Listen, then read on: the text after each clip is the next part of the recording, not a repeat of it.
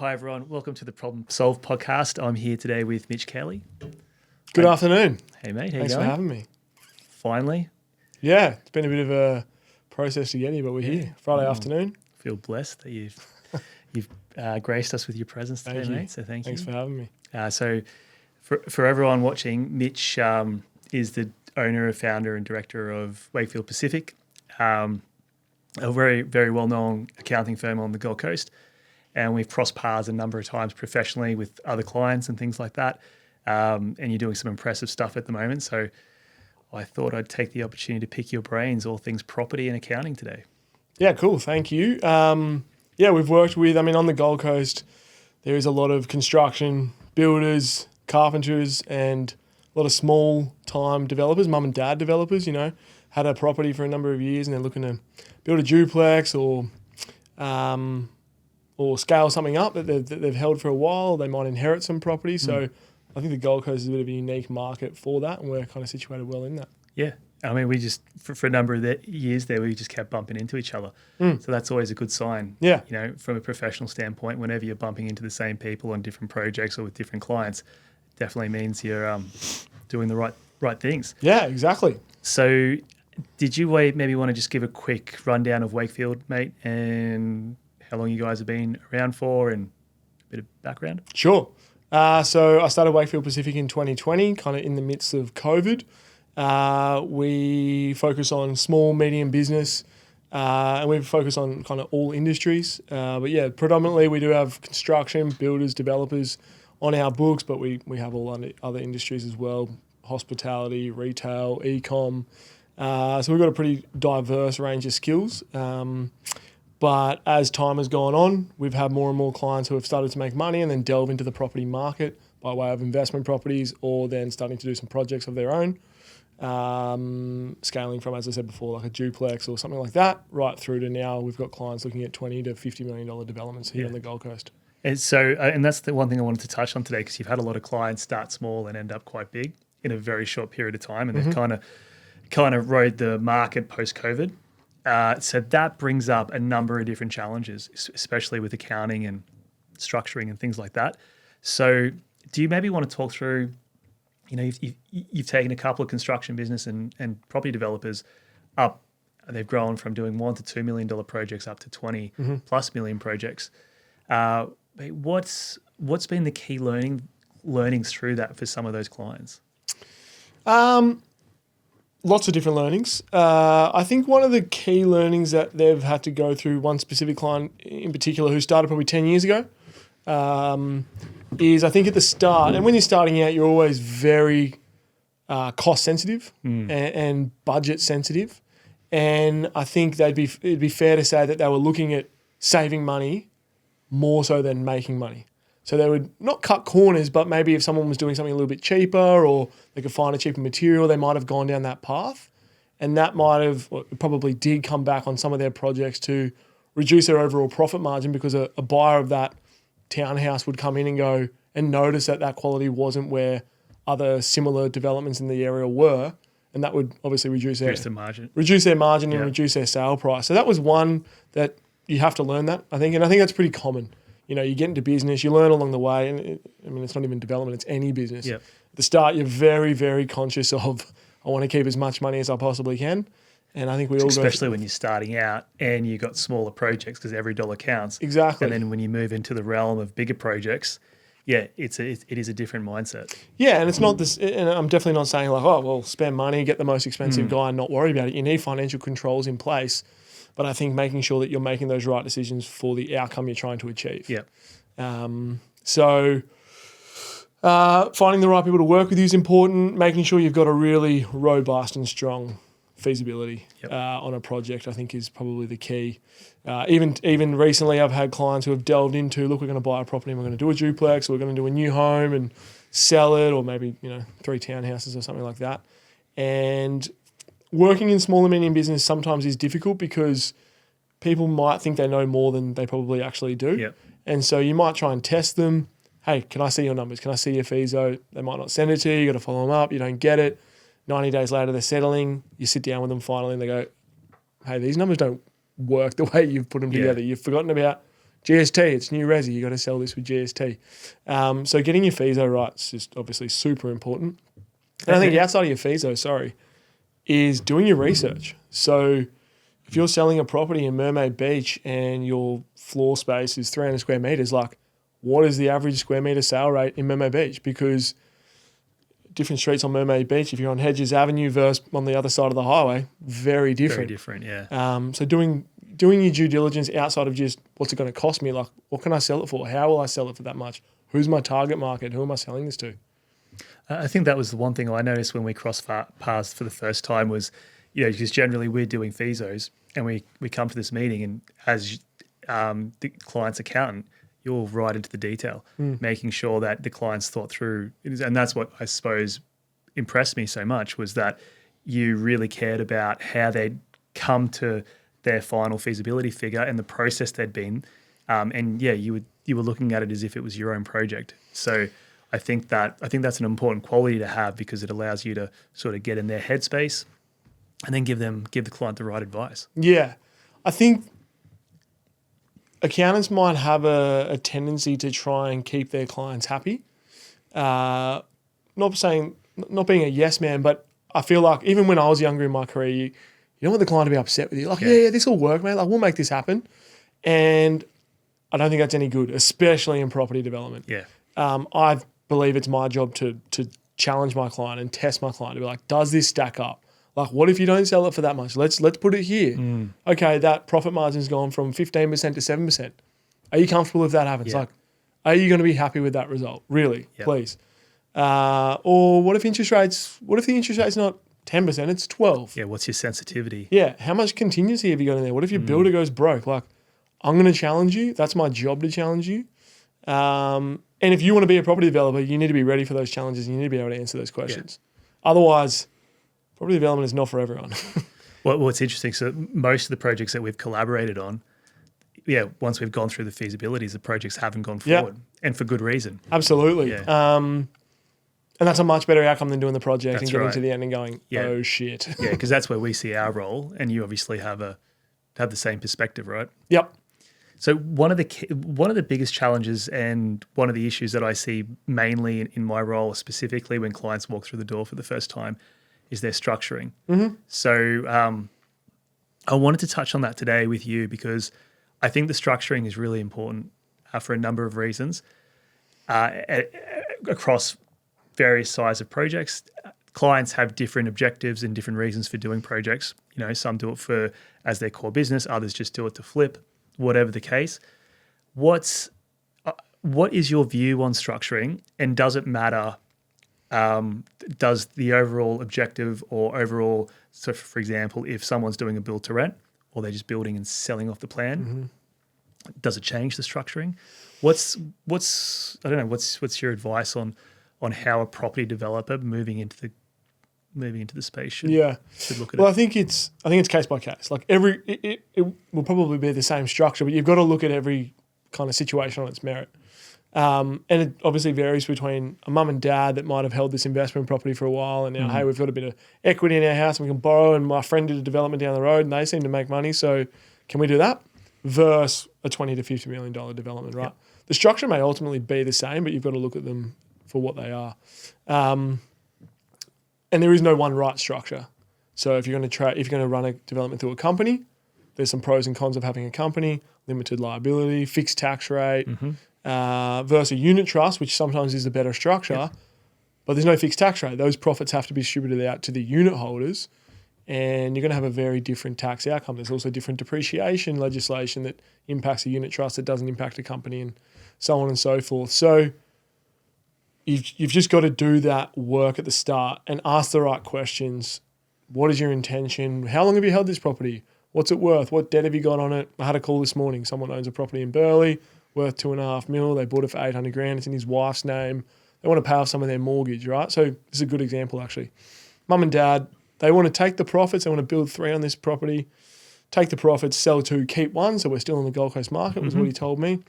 Sell 2 and use the profit to pay off their home loan. They live in Melbourne. Cool. So straight away I'm thinking, well, if you're going to rip the profits out, you're going to have to pay the tax. Number one. Yeah. So we can maybe use a company for the process of the development, maybe for a lending. As a development entity. Yep, correct. But ultimately, I'm not going to be probably transferring that property out of the wife's name into another entity because they're going to pay stamp duty, and then at the end they're going to want the money back, and you got Div 7A, and you're going through a bit of a process. So that was just literally just a phone call I got this morning. So we're going to sit down and do a proper deep dive into what advice and what structure they should do. But if someone calls me tomorrow and goes, I want to sell all three, well, then it's a different advice piece again. And how would the advice change in that? Well, again, it depends, right? Yep. So what are their plans with keeping all three or selling all three or whatever the situation is? So if you're keeping all three, you're looking at, well, there's an issue with GST to start with, right? So not even down the structuring path, you're now got to think about GST. So if you're going to keep all three, are you going to claim GST along the way? And this is very common, especially with lending. Correct. So the lender's going to go, we need those GST credits back every month throughout this development. And generally the lender won't have as much appetite to lend if you tell them, hey, we're going to keep all of these at the end, because they're going to be like, well, how the hell are you going to service this debt throughout the project? So I've got one at the moment who's just finished. He did 4 townhouses. But we had to tell the lender he's selling them all. But he's not, he's keeping them all. So we now have claimed GST along the way. That was the only way to get the finance deal done. But he'll have to top that up at the end, right? So now he has to go borrow in his personal name because he owned this property personally. Yeah. Has to go borrow, pay out the debt that's attached to this development entity because he's got Div 7A and go from there. What do you see from your perspective when they do get the lenders involved? Because generally the guarantee comes from either the land entity or another company that's got a longer history of being open. So do you find that the guarantee is coming from multiple different companies when you're helping your clients with the lenders? Or from the directors themselves, right, who have personal property. Yeah. But yeah, every lender seems to be different. But those lenders that focus on the development space, I guess they get it more than a Big Four bank. Right? Yep. A Big Four bank that person's just not going to get it as much as a private lender who focuses on property development, who are looking at that all day, every day. They get it. They know the numbers. They understand how it works. So you're generally able to get a better outcome with someone like that. But yeah, ultimately we are at the beck and call of the lenders. If the lenders say we want 2 entities, we got to do it this way. Okay, 2 entities. So does that sometimes happen? Does sometimes, especially the private guys, will they say, look, will they review the structure? Absolutely. Yeah, right. Absolutely. They'll look at that structure and go, no, we need a separate entity over here for the lending, for the development entity, and others won't. And I think it depends on the situation again. Everything is situational. So if someone had a property that they'd had for 30 years, no debt on it, and now it's worth $5 million, that lending structure is going to be completely different to when if I went out today to buy that $5 million site. You know, to get that next piece of the development done, 2 completely different lending, I guess, structures, and applications. Yeah, good. And in terms of issues with GST, because that's something that does come up a fair bit. Are you helping clients with the monthly GST, and then you're then advising them on how to fix that up at the end of the project?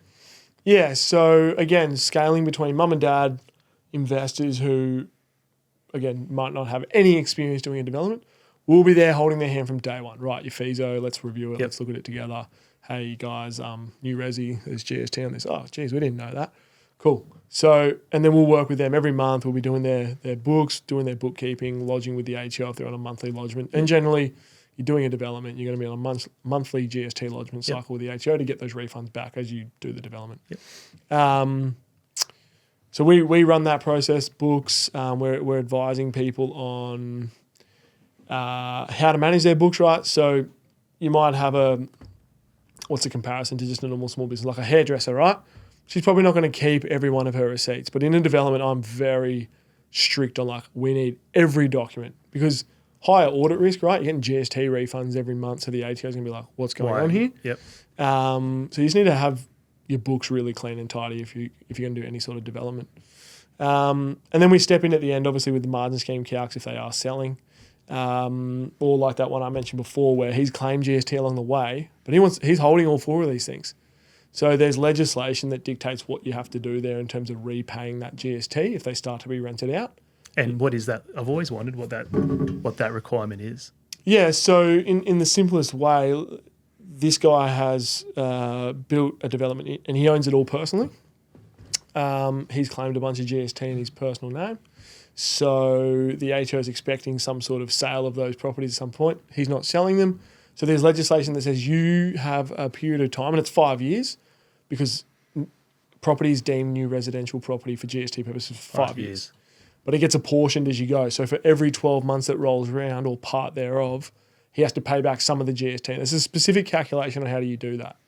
It's based on the amount of rent that you get and the time that it's rented for and so on and so forth. It's not just 20% every year you got to pay back. There's a specific calculation that gets done. And so every 12 months he's got a calculated GST bill that he's got to pay for the construction. Correct. And it's got to be paid off within 5 years. Yep. Because the ATO is basically, or you've told the ATO by claiming that GST back that we're going to sell this property. So they're expecting money to drop in. So they have legislation built in to go, all right, we understand that sometimes you might have the plan to sell it at the start, and then maybe the project goes really well, or you come into some money, or change strategy, whatever. Anything can happen, and you might now want to keep that new property. So they don't make you pay back one lump sum. They go, right, based on how much you rent it for and when you rent it and the timing and all that sort of stuff, you got to start to chip away at that GST that you've claimed back from us that you were never really entitled to. Yeah. So this particular client will go through that process with you. Yeah, awesome. Yep. So in terms of where you see, so in the market at the moment, we're having a situation where a lot of developers are setting up their own construction companies. So, obviously the good record keeping and more intense record keeping, because now you've got the volume of invoices increases substantially. An example of that is one of the projects that we're doing is a $30 million project where the client's just done that. The invoices will be 300 to 400 invoices a month. Okay. And it could, the expenses every month could get up to 2 million on a good month. So you go from an organization who has maybe done projects like that before, but they've always paid a single invoice to a builder to do it. Yep. Now they're flipping and they're going, well, I've got to hire all the staff. I've got to actually set up an actual construction business. Yep. So in terms of some of the key things that you would look out for, and I think that some of your clients have done similar things, what would be the biggest challenge actually? What would be that you see that they would face? In setting up that new kind of construction company. So if I'm walking in as a client, what would you be concerned about, or what would you be like, hey, you need to watch out for these key challenges? Yeah. Oh, there's plenty, right? So first thing is, let's get the books nice and tidy. Let's make sure we've got accounting software. We've got an attachment to that specifically for invoicing and receiving. So we want a good AP structure, like when a bill's getting paid, how are they getting paid, who's paying them. You're probably going to have payroll, right? So now you've got to think about payroll, and especially if you're going to become a larger builder, payroll tax. Do you have other companies that potentially can be grouped for payroll tax? So that's an issue. Work cover. I mean, work cover is really quite, obviously it's very important. You have to have it legally, but it's really important to make sure you do it properly in terms of your industry classification.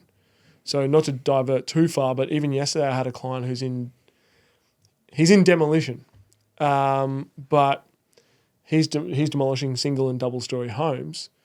In work cover, there's two classifications. There's demolition and there's site preparation. Yeah. Now, the demolition only takes 20 to 25% of the time he's on site. The rest is site preparation, site clearing. The difference between those two classifications with work cover was 4 times. Wow. So he got a $120,000 work cover bill yesterday because he put demolition. So I had to call work cover and argue that no, it's site preparation. Part of it's demolition, but the predominant business is site preparation. That saved him $80,000. Wow. So, and work cover is quite complex with builders and construction. There's lots of different codes. So getting that right can save you thousands of dollars a year. Obviously having all your insurances in place. So we kind of prompt people to make sure they've got a good insurance broker. And I generally do recommend to have an insurance broker because they'll be across everything as opposed to having different insurers like Amy and whoever. All that stuff, doing different things. I think having an insurance broker is good. So at the start, we're really making sure they've got all their back of house sorted. And then as they grow, obviously you've got QBCC, right? QBC is a big all one. all the audit and reporting requirements. Yeah, so up to $800,000 when someone's starting out, it's obviously self-certification. You step over that into $1 million plus, you're now in a category 1 or category 2 and so on and so forth. There's more reporting, more obligations. You got to have your net tangible assets correct to be able to do the revenue you want to do. And that means you need more financial oversight. You need to be checking in, I say quarterly with your accountant, because... Well, you can't. So what I've seen as well is that's not done, and it gets to that reporting period and there's something wrong. It's a mess. And then your license is in jeopardy, or the class of license is in jeopardy. Yeah, and very common. It's like generally in small and medium business, it's the director not understanding this or not knowing, or things happen quickly. Yeah. And they take money out of the company, right? And they've created the director loan, which is an asset for the company, but QBCC don't look at that asset as an actual asset. Yeah, right. And then you've got a bit of a problem. So keeping on top of that's very important, QBCC licensing, because otherwise you got no business, you got no construction company to do the build with. And then we kind of just step through as we go. We kind of build out a service with our clients. That's a quarterly check-in in construction, just because a construction business, right? It's volatile. It moves quick. You know, between catching up with a client in 90 days, they could sign on 3 new builds for $1 million a pop or more. And all of a sudden we've got QBCC obligations to change and cash flow issues because they've got to fund all this stuff up front, but they're only getting 5% of the money as they go, or progress claims. So I see the cash flow as a key challenge. Huge. For these guys. Probably the biggest challenge. Yeah, because you got all that upfront procurement now. You've also got the issue of actually setting up the construction business if you're going all integrated. So therefore, you're hiring people ahead of time sometimes, and you're carrying that cost for longer. Yep. So it does create cash flow problems. So is that something that you would walk through with the clients to check especially if they're winning more projects or starting more projects, you would be then modeling a cash flow for every project to make sure that they've thought through their obligations and requirements month to month? Absolutely. And I guess where I really, push clients is to make sure, like, how are you quoting this? Like, how are you actually, I mean, you're talking about someone integrated, but let's just talk about a solo building company, and they're dealing with mums and dads of the world, or they're stepping up into, smaller developments that they're building. How are you quoting this? Like, there is guys out there doing multi-million-dollar stuff still, like, in their notes in an iPhone. Like, how are you quoting that properly? So I think getting your quoting system really robust is important. And then from there, you can actually make cash flow projections that are accurate. Because without an accurate quote and a kind of run sheet of how's this job going to go, you're kind of guessing. Yeah, and I think a lot of guys got caught out as well. Well, there was a number of ways they got caught out with all the escalation, but the procurement of materials has changed. And in terms of upfront payments and getting the product to site, it's a lot more capital intensive. Yeah. And it's not funded. And I guess that's a post-COVID thing, right? Yes. Like that's obviously COVID was the supply chain issues and the cost variances between what it was pre-COVID and as it went post-COVID was huge. And a lot of people got unstuck. Yeah, and even the bigger guys, right? Like the 100%. Mums and dads got unstuck because they don't understand this stuff every day, but the bigger guys also came unstuck. Yeah, so it's just making sure you're across that, and then there's a strategy to deal with it. Yep, and I think also then it probably leads into a conversation around like the legalities and your contracts being really robust, and what happens if there is a change in price from what you quoted 12 months ago to something now that you're finishing off on a build. Is that built into your contract? Can you pass that on to the client? Can you not? All that kind of stuff's important. Yeah, and it's so where do you see the construction industry going from a numbers point of view and accounting? Like, are you seeing trends at the moment when you're looking at the clients? When you're looking at your clients' books, are you seeing a trend? Because you're very good, and I've seen this, at picking up trends in numbers, and you always say the numbers don't lie. Are you seeing a trend at all, or are you seeing margins increase, or are you seeing it tighten up a little bit? Yeah, hard to say around trends and what does the future hold. I don't know.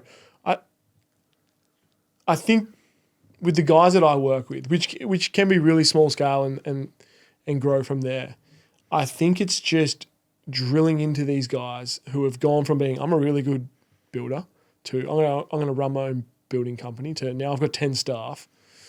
And I think there's really a key part of like business awareness and just being aware of like this is no longer just oh man, the boys on site. This is like a real thing. Yeah. Like you need to be worried about cash flow in January. Like everyone knows January is pretty quiet in the construction industry, but the boys are on annual leave. They're still getting paid.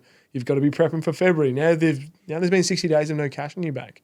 What are you doing? Oh, well, I'm going to Bali, so I don't really care. Like you've got to be onto this stuff. Yeah.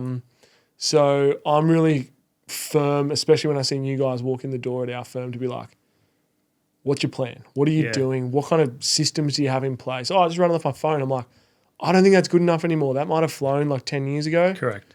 It is not good enough anymore. You are going to come unstuck very, very quickly. Such a good point, mate, because it's a $1 million project is now a $2+ million project. A $5 million project is now a $10 million project. So you had, because of the escalation, the numbers are a lot bigger, and where you might have been able to wing things, specifically before COVID, in that construction space, you can't do it anymore. Yeah, you just can't. And I think being a business owner, you have a responsibility. And I mean, like, let's even use Cyclone Alfred. Like, how many people probably didn't have the right insurance in place for damage on site? And that's probably cost builders millions of dollars on the Gold Coast. I forgot to call my insurance broker. Like, I had a client the other day, not in construction, go, I didn't really like the quote for my insurance last year, so I just didn't renew. I'm like, what? Like, what? But this happens. This happens in small business because, as I said at the start, people are watching the pennies, and you try and cut some costs here and there, and all of a sudden you come unstuck really quickly. So I try and educate as much as I can around you have these responsibilities as a business owner first and foremost. Get your ducks in a row. Then we can scale. You can't scale if you don't really have the back of house sorted. Yeah. Job management systems, budgets, the right structure. Are you ripping money out of the company? Like, are you on wages? Are you paying dividends? How are you paying yourself? Because QBCC is not going to like it if you've got a big director loan. Yeah. So getting that stuff sorted first, and then you can get into the fun stuff, which is modeling, forecasting, projections on what are we doing in the next 3 years? Like who are we targeting? How are we getting our work? That's the exciting stuff. But I mean, ultimately and overall, I'm super positive on Southeast Queensland and the Gold Coast, especially with the Olympics. Especially the next 5 years. Yeah. I think we've still got a lot of people moving here. I think it's a great place to continue to grow. I think I'm very optimistic for the next 5 years in terms of the growth.